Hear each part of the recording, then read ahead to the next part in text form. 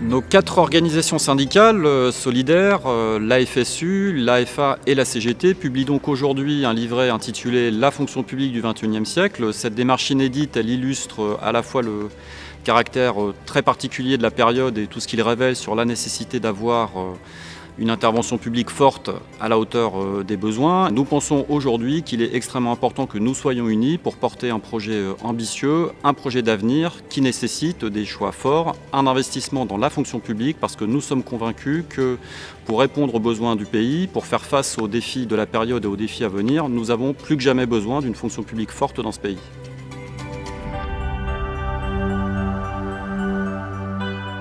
Pour fonctionner, les services publics ont besoin de moyens matériels et humains. Cela fait de nombreuses années que nous le disons, nous le répétons, cela se vérifie encore pendant la période de la pandémie. Aujourd'hui, nous réclamons des plans de titularisation massifs des contractuels ainsi que de véritables plans de recrutement pluriannuels. C'est indispensable.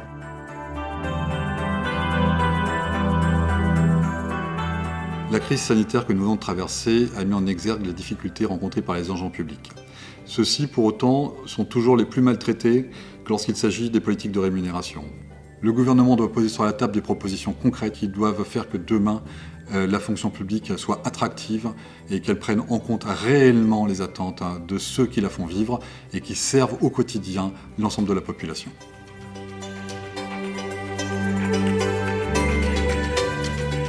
La crise sanitaire a montré le besoin de personnel qualifié, formé, pérenne, stable, sur qui on peut compter. Le statut de la fonction publique aujourd'hui est attaqué par la loi de transformation de la fonction publique qui vise à recruter davantage de contractuels, qui vise aussi à supprimer un certain nombre d'instances. On a toute une série de prérogatives des commissions paritaires qui ont été supprimées. Nous demandons l'abrogation de la loi de transformation de la fonction publique.